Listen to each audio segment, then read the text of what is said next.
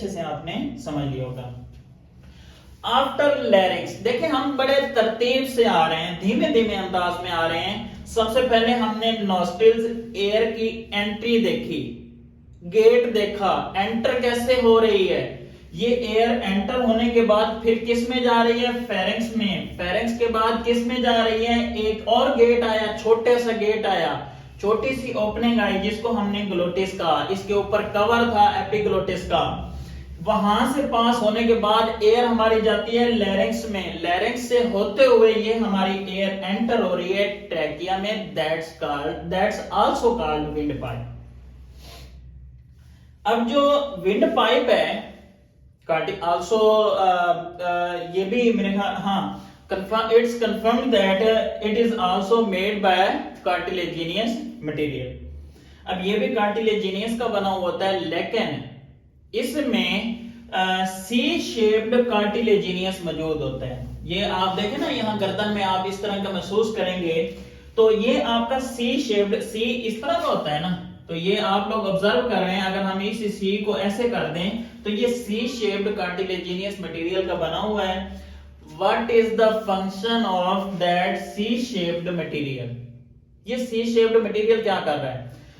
जब कभी हमारा पहले तो सांस आ जा रहा है, अगर सांस बाहर निकलने लगे तो ये आपने ऑफन ऑब्जर्व किया होगा, जो पाइप होता है, पाइप में से पानी गुजरने लगे तो वो एक्सपेंड हो जाता है। मतलब ये वो जमीन के साथ लगा हुआ है। जैसे पानी का फ्लो प्रेशर से आएगा, आपने देखा होगा पाइप ऐसे फूल जाता है। अब जब यहां से एयर गुजरने लगती तो ये वाली हमारी, अगर ये कार्टिलेजिनियस मटेरियल ना होता, सी शेप्ड मटेरियल ना होता, तो ये हमारा पाइप जब हवा गुजर जाती तो क्लोज हो जाता, फिर जब हवा आती तो ओपन होता। हमारे जिस्म में तो इतनी एनर्जी पहले पूरी सूरी होती है, अब इसको ओपन करने के लिए भी एनर्जी चाहिए होती, यहां से एयर को गुजारने के लिए भी एनर्जी चाहिए होती, जब एयर वापस आ रही होती फिर भी एनर्जी चाहिए होती। तो इसलिए कुदरत ने, अल्लाह ताला ने इसके दरमियान थोड़ी सी, तो इसको थोड़ा सा स्ट्रेच करके यहां फिक्स कर दिया। भाई हमारे जिस्म में इतनी एनर्जी नहीं है कि हम आप पे जाया करें। ये स्ट्रेच्ड है, एयर के लिए खुला रास्ता है। जब एयर गुजरे तो ये खुला है, नहीं गुजर रही तो भी ये खुला है। दोनों केसेस में ये रिलैक्स और कॉन्ट्रैक्ट नहीं होता। अगर ये चीज ना होती तो जब एयर गुजर जाती ये कॉन्ट्रैक्ट हो जाता, जब एयर पास होने लगती तो ये रिलैक्स हो जाता। तो ये उसको बचाने के लिए ये सी शेप आया हुआ है, इसको हम विंड पाइप भी कहते हैं। इस विंड पाइप की लेंथ 12 सेंटीमीटर है। ये जो विंड पाइप है ना, हवा का रास्ता है, ये हमारा, इसकी लेंथ कितनी है, 12 सेंटीमीटर। उसके बाद हमारे पास आ जाते हैं ब्रोंकाई। ये जो हमारा विंड पाइप है, हमारा ट्रैकिया है, डिवाइड्स इनटू 2 स्मॉलर ट्यूब्स, यानी इसके अपने साइज से ब्रोंकाई का साइज कम होता है। 2 ट्यूब्स में, ये जैसे हम चेस्ट कैविटी, ये बच्चे इसको चेस्ट कैविटी कहते हैं। ये जो आपका यहां तक का पार्ट है ना, इसको चेस्ट कैविटी कहते हैं। ये आपका एब्डोमिनल पार्ट है, ये चेस्ट कैविटी, ये एब्डोमिनल पार्ट। ब्रोंकाई 2 छोटी ट्यूब्स में डिवाइड हो जाता है आपका ट्रैकिया। यहां तक मैं उम्मीद करता हूं हम यहां तक पहुंच चुके हैं। हवा को नोज से एंटर करवा के हर पार्ट से गुजारते हुए हम यहां पहुंच चुके हैं। अब एयर हमारी लंग्स में एंटर होने लगी है। आप में से मैं उम्मीद करता हूं जो तवज्जो से मेरी बातें समझ रहा है, उसके लिए कोई रट्टा लगाने की जरूरत बिल्कुल नहीं है। आप मेरी वीडियो देखने के बाद इंशाल्लाह all of you will be able to write it by your own. आप अपने से इसको लिखने के काबिल हो जाएंगे। अब देखें, जैसे ही ब्रोंकाई सेम, जिस तरह सी शेप्ड कार्टिलेजिनियस मटेरियल इसके अंदर है, इसी तरह सी शेप्ड कार्टिलेजिनियस मटेरियल इसके अंदर भी होता है। फिनोमेना समझ गए होंगे, कॉन्ट्रैक्शन और रिपल्शन से बचाने के लिए कि जब हवा गुजर जाए तो भी ये इसी तरह फिक्स रहे, जब हवा आ रही हो तो भी ये इसी तरह फिक्स रहे। अब हमने यहां तक एयर को पहुंचा दिया। अब ब्रोंकाई, ये ब्रोंकाई हैं दोनों, मैंने लेबल करने की कोशिश की है डायग्राम को। अब ये ब्रोंकाई जब आपके लंग्स में एंटर होते हैं तो डिवाइड हो जाते हैं। एक ब्रोंकाई मैंने जस्ट ड्रा किए हैं, इसी तरह का एक ये ड्रा किया, एक ये फर्दर डिवाइड हो गया। ये डिवाइड मैंने लेबल सिर्फ एक को ही किया है समझने के लिए, ताकि आपको समझ आ जाए। मैंने एक पार्ट को लेबल करके इसके ऊपर एल्वेलाई बना दिए हैं, बाकियों के ऊपर नहीं बनाए, वो सेम एज इट ही होंगे। तो एक आपके समझाने के लिए ब्रोंक्यूल्स। बच्चे ये जो ब्रोंकाई था ये जैसे ही लंग्स में एंटर होता है फर्दर डिवाइड हो गया। देखें एक ट्यूब आ रही थी, 1 2 3 में तीन ट्यूब्स में मैंने जस्ट 3 ड्रा की हैं, लेकिन ये मल्टीपल ब्रोंक्यूल्स में डिवाइड होता है। तो एक को मैंने लेबल करने की कोशिश की है। ये जो ब्रोंक्यूल्स आपको नजर आ रहे हैं, ये एक ब्रोंक्यूल नजर आ रहा है। अब ये आपके पास इस ब्रोंक्यूल से ब्रोंकाई फर्दर किस में डिवाइड हो गया? ब्रोंक्यूल में।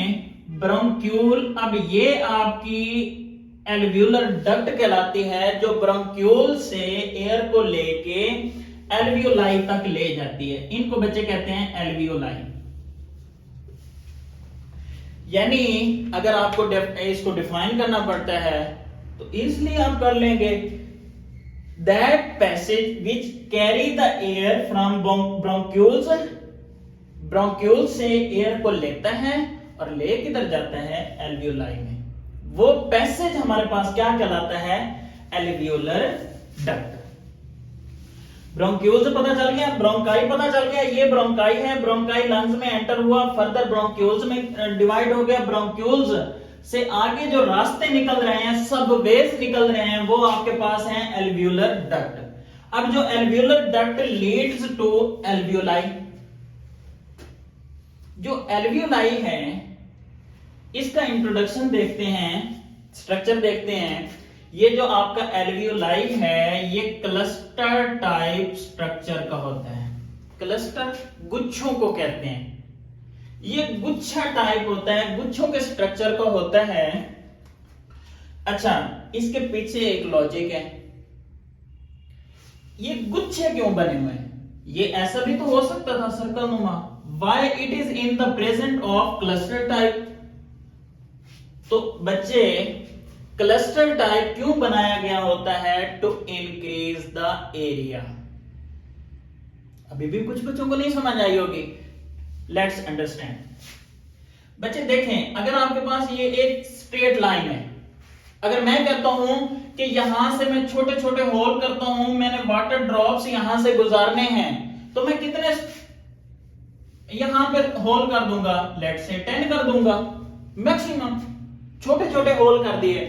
अगर मेरे पास यही लाइन ऐसे होगी,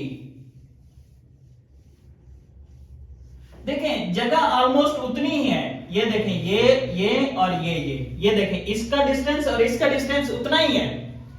लेकिन जब मैंने इसको जिगजैग बनाया तो इसके अगर 5 होल एक साइड पे आते हैं, 5 होल दूसरी साइड पे आते हैं, 10 तो इसके एक ही जिगजैग में बन गए।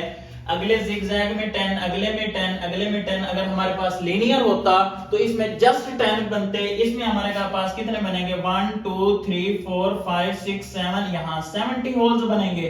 तो इसलिए हमारे पास हमारे लंग्स में जगह कम होने की वजह से इसको क्लस्टर नुमा बनाया जाता है, इसको जिगजैग बनाया जाता है, ताकि मैक्सिमम एयर इसमें से एक्सचेंज हो सके। मुझे उम्मीद है कि आपको यह पॉइंट क्लियर हुआ होगा। Very conceptual point in this long question, very important conceptual point. अगर आपके पास कोई चीज, अगर ये सर्कल नुमा होता तो भी सेम इसका एरिया कम होता, लेकिन अगर यही सर्कल को मैं ऐसे जिगजैग बना देता हूं तो जो एक सर्कल में जितने होल होने थे वो तो इसके एक ही जिगजैग में उतने हो जाएंगे। तो जितने जिगजैग ज्यादा होंगे उतने होल ज्यादा होंगे, उतनी एक्सचेंज, गैसेस ऑफ एक्सचेंज ज्यादा होगी। मुझे उम्मीद है ये पॉइंट आपको अच्छे से समझ आ गया होगा। तो ये पाउचेस होने, एल्वियोलाई का ऐसे स्ट्रक्चर होने की वजह आपको समझ आ गई होगी। ये कुदरती है, अल्लाह ताला ने बनाया है, हमने नहीं बनाया। लेकिन हम सिर्फ उसकी रीजन जान रहे हैं कि उसको ऐसा क्यों बनाया, ऐसा क्यों नहीं बनाया। Next is that pulmonary artery. Dear students, जैसे ब्रोंकाई एंटर होती है लंग्स में, ब्रोंक्यूल्स में डिवाइड होती है, यहां से आपकी आर्टरी किसको कहते हैं? Those veins carry deoxygenated blood. ये हमारा डीऑक्सीजनेटेड ब्लड जब यहां आता है, इनसे एंटर होके ये एल्वियोलाई को घेर लेता है। एल्वियोलाई की शेप की ही बाहर से एक आर्टरी होती है। वो आर्टरी ने जब एल्वियोलाई को घेरा तो एल्वियोलाई के जो सेल्स होते हैं डियर स्टूडेंट्स, वो ऐसे होते हैं कि ये इन सेल्स की बनी हुई होती है एल्वियोलाई। ऊपर से आर्टरी आई, आर्टरी भी इसी की बनी हुई। अब देखें इस तरफ ये इंटरनल है एल्वियोलाई का, जहां हमारे पास गैसेस आ रही हैं, ऑक्सीजन कार्बन डाइऑक्साइड आ रही है। ये हमारी वो साइड है जहां पे डीऑक्सीजनेटेड ब्लड आ रहा है। मैं इसकी दोनों साइडें ड्रा कर देता हूं। ये आपकी वो वाली वेन है, यानी कौन सी, सॉरी आर्टरी है जो डीऑक्सीजनेटेड ब्लड ला रही है। ये आपके वो स्ट्रक्चर है किसका? एल्वियोलाई का। इसका स्ट्रक्चर ऐसा होता है कि यहां से इजिली गैसेस का तबादला हो सकते हैं। अब यहां इधर से जाएगी ऑक्सीजन इस आर्टरी के अंदर। जैसे ही ऑक्सीजन आर्टरी के अंदर जाएगी, deoxygenated blood oxygenated. What is the difference between deoxygenated and oxygenated? those particles of the blood which carry carbon dioxide called deoxygenated blood. Those particles of the blood carry oxygen are called oxygenated blood. अब यहां से deoxygenated enter हुआ, यहां से enter हुआ, जैसे इसने alveoli को घेरा तो यहां से एयर में से ऑक्सीजन यहां से शामिल हो गई ब्लड में, और यहां से जो कार्बन डाइऑक्साइड थी उसने यहां से ब्लड में डोनेट कर दी एल्वियोलाई में। ये था आपका मेन पॉइंट, आपकी डेस्टिनेशन जहां पे आपकी गैसेस एक्सचेंज टेक प्लेस कर रही है। मैं उम्मीद करता हूं आपको ये पॉइंट समझ आया होगा कि ये आपकी ये वाली साइड है इसकी एल्वियोलाई की, और ये वाली साइड है जो ऊपर से आपकी आर्टरी ने घेरी हुई है। अब यहां से डीऑक्सीजनेटेड ब्लड एंटर हुआ, जैसे ही इसके ऊपर इस आर्टरी ने इसके एल्वियोलाई के ऊपर आई तो इस पहुंचे से ऑक्सीजन उस आर्टरी में कब चली गई। ये आर्टरी के दरमियान वाले सेल्स मैंने ड्रा किए हैं। यहां से जो आर्टरी के अंदर कार्बन डाइऑक्साइड थी वो वाली शामिल हो गई एल्वियोलाई में, तो यहां से ऑक्सीजन उधर शामिल, कार्बन डाइऑक्साइड एल्वियोलाई में। एल्वियोलाई सारी सब एल्वियोलाई के अंदर यही काम होता है। यहां से फिर कार्बन डाइऑक्साइड वापस आती है। अब सेम वही, सबसे पहले एल्वियोलाई से निकलेगी एल्वियोलर डक्ट में, एल्वियोलर डक्ट से निकलेगी ब्रोंक्यूल्स में, ब्रोंक्यूल्स से ब्रोंकाई में, ब्रोंकाई से ट्रैकिया में, ट्रैकिया से लैरिंक्स में, लैरिंक्स से ऊपर ओपनिंग थी ग्लोटिस थी, ग्लोटिस से होते हुए फेरिंक्स से होते हुए ये वाला सांस आएगा नोज के जरिए, नोस्ट्रिल से बाहर निकल जाएगा। अच्छे से क्लियर हो गया होगा, क्योंकि मेरे ख्याल में इससे आसान तरीके में ये नहीं समझाया जा सकता।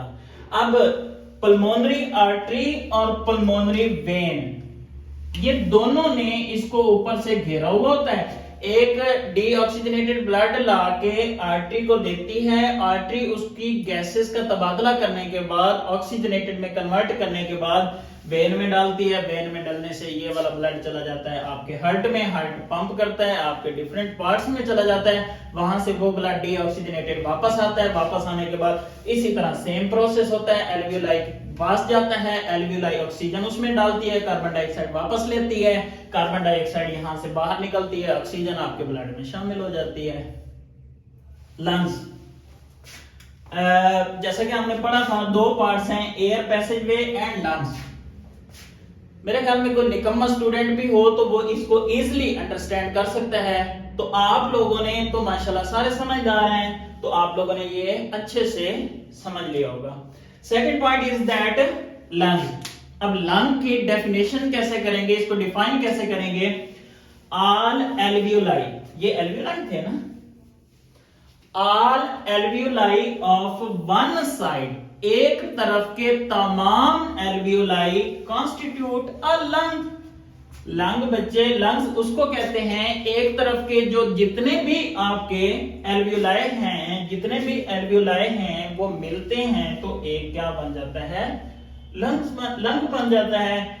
This is a pair of lungs in thoracic cavity, ये आपकी थोरेसिक कैविटी है, इसको क्या कहते हैं? एब्डोमेन से ऊपर ऊपर, ये आपकी थोरेसिक कैविटी। तो ये लंग्स पाए कहां जाते हैं? थोरेसिक कैविटी में। जो लंग्स के बाहर अल्लाह ताला ने, ये जो आपके लंग्स हैं बड़े सॉफ्ट से हैं, बड़े नरम से हैं, इन पे थोड़ा सा कुछ फोर्स लगती तो ये डैमेज हो सकते थे। ये डैमेज कैसे होते हैं? इन पे कोई मुक्का मारता तो ये एल्वियोलाई, अगर ये लंग के साथ, बिल्कुल लंग के वाल के साथ होते हैं एल्वियोलाई, तो एल्वियोलाई डैमेज हो सकते थे। जो basic functioning unit of the lung, alveoli अगर डैमेज हो जाता तो how gases exchange take place in us. तो अल्लाह ताला ने इनकी प्रोटेक्शन के लिए इनके बाहर पेयर ऑफ द रिब्स बना दी हैं, जोड़े बना दिए हैं पसलियों के, उसको हम कहते हैं चेस्ट वॉल फॉर्मेशन। किसकी चेस्ट वॉल फॉर्मेशन? हमारे लंग्स की वॉल की फॉर्मेशन। वो किसकी बनी होती है? Formed by 12 pair of ribs. 12 इस तरफ है आपकी रिब्स, 12 इस तरफ है, 24 रिब्स मिलती हैं तो आपकी प्रोटेक्शन वॉल बन जाती है। अच्छा जी, ये लंग्स हैं आपके। लंग्स के बिल्कुल नीचे हमारा ये डायाफ्राम है। इस डायाफ्राम से नीचे ये आपका इस शेप का होता है, ये ऐसे होता है, यानी यहां से डोम शेप्ड होता है, ये आपको नजर आ रही होगी। इधर से तो लंग्स है, इनके नीचे आता है, दरमियान से ये थोड़ा ऊपर उठा हुआ होता है, उठा हुआ है तो इसलिए हम इसको क्या कहा है? गुंबद नुमा, dome shaped. It is thick muscular structure. Thick जो मसल्स हैं, मस्कुलर क्यों कहा? मसल्स से मिलकर बने हैं, और मसल्स भी उसकी टाइप्स होती हैं, कुछ थिक होते हैं, कुछ थिन होते हैं, कुछ पतले होते हैं, बारीक होते हैं, कुछ मोटे होते हैं। तो ये थिक मस्कुलर स्ट्रक्चर का बना हुआ है। इसका काम क्या है? डायफ्राम का काम है separates chest cavity from abdominal cavity. आपकी ये जो चेस्ट कैविटी ऊपर है, इसको अलग करता है एब्डोमिनल कैविटी से। यानी जो दो चीजों को सेपरेट करता है, लाइक इंडिया और पाकिस्तान को जो चीज अलग कर रही है वो उसका बॉर्डर है। तो ये हम कह सकते हैं diaphragm is border between chest cavity and abdominal cavity. Lobes of lungs, ये इसको अब बच्चे हम lungs, lobes of the lungs कहते हैं। कितने लोब्स हैं? 2 लोब्स हैं। ये आपके पास लेफ्ट लोब है, ये आपके पास राइट लोब है। जो left, there are spongy and elastic organs. जो लोब्स ऑफ द लंग्स हैं, लेफ्ट के अंदर आपके 2 लोब्स होते हैं, ये स्मॉलर लंग भी कहलाता है, और सॉरी ये इसको 2 में पार्टीशन होती है, और इसके 3 लोब्स होते हैं। इन लोब्स, सॉरी लंग्स के इन पार्ट्स को कहते हैं लोब 1, लोब 2, लोब 3, और इसमें सिर्फ एक ही पार्टीशन होती है, सॉरी इसमें मैंने 2 कर दिए। तो ये आपके पास इसमें 2 लोब्स होते हैं, इसमें 3 लोब्स होते हैं। और ये जो लोब्स हैं ये किसके बने हुए हैं? Spongy and elastic organs. ये इलास्टिक ऑर्गन के क्यों बने हुए हैं? इलास्टिसिटी का क्या मतलब होता है? यानी जब जरूरत पड़े तो उसमें खिंचाव आ जाता है, जब ना पड़े तो वो। अब एक तो फंक्शन इनका ये भी हो सकता है कि हाँ, बेसिक डिफरेंस इज दैट ये इलास्टिक एंड स्पॉन्जी ऑर्गन्स के क्यों बने हुए होते हैं? इसलिए बने हुए होते हैं कि आपके जो लंग्स हैं इनमें कंट्रैक्शन और रिपल्शन हो रही होती है। जब हवा आती है तो ये रिपेल हो जाते हैं, जब हवा निकलती है तो ये कंट्रैक्ट हो जाते हैं। For that mechanism wait till next video. Next video में हम मैकेनिज्म ऑफ ब्रीथिंग में ये चीज अच्छे से पढ़ेंगे कि आपके लंग्स कैसे रिलैक्स कंट्रैक्ट हो रहे हैं, रिलैक्स कंट्रैक्ट हो रहे हैं। ब्लड वेसल्स ऑफ लंग्स, मैंने ब्लड वेसल्स पहले डिस्कस कर दी हैं, आर्टरी और वेन। आर्टरी डीऑक्सीजनेटेड ब्लड को लेके आ रही है, एल्विलाई के ऊपर, और वहां से ऑक्सीजनेटेड ब्लड को ले जाने के लिए वेन मौजूद है। हाँ, एक और बात वो लंग्स से रिलेटेड है, वो अभी मैं आपको बता देता हूँ। प्लूरल मेम्ब्रेन होती है लंग्स के ऊपर इस तरह की। ये आपके जो आपको ग्रीन कलर में नजर आ रहा है ये आपका लंग है। ये जो आपको ब्लैक कलर में नजर आ रही है ना दो ट्यूब्स, ये प्लूरल मेम्ब्रेन्स हैं। इन मेम्ब्रेन्स के अंदर फ्लूइड भरा हुआ होता है। मैंने अभी आपको बताया जब आपकी एयर आती है तो आपके लंग्स रिलैक्स होते हैं, जब एयर को निकालना होता है तो ये कॉन्ट्रैक्ट होते हैं। जैसे ये रिपेल और कॉन्ट्रैक्ट होते हैं, इसकी ईज के लिए, आसानी के लिए इसके बाहर प्लूरल मेम्ब्रेन दी हुई है। उस प्लूरल मेम्ब्रेन में प्लूरल फ्लूइड है। वो फ्लूइड क्या करता है, जो भी मूविंग पार्ट हो हम वहां पे मोबिलाइज लगाते हैं। उसकी वजह क्या होती है, दे इजिली कैन मूव। तो उस लंग्स की कंट्रैक्शन एंड रिपल्शन को इजी बनाने के लिए अल्लाह ताला ने प्लूरल मेम्ब्रेन में प्लूरल फ्लूइड भर दिया है, ताकि आपके लंग्स जब कंट्रैक्ट रिपेल हों तो उनमें आपको कोई तकलीफ ना हो। मैं उम्मीद करता हूं आप लोगों को ह्यूमन रेस्पिरेटरी सिस्टम बहुत अच्छे से समझ आ गया होगा, ऐसे अच्छे से कि इससे अच्छा पहले आप लोगों ने नहीं पढ़ा होगा। अगर आप लोगों को ये चीजें बहुत अच्छे से क्लियर हुई हैं तो मेरे चैनल को लाजमी लाइक भी करें, सब्सक्राइब भी करें और शेयर भी करें। बहुत शुक्रिया। Best wishes, best of luck for your exams. Thank you.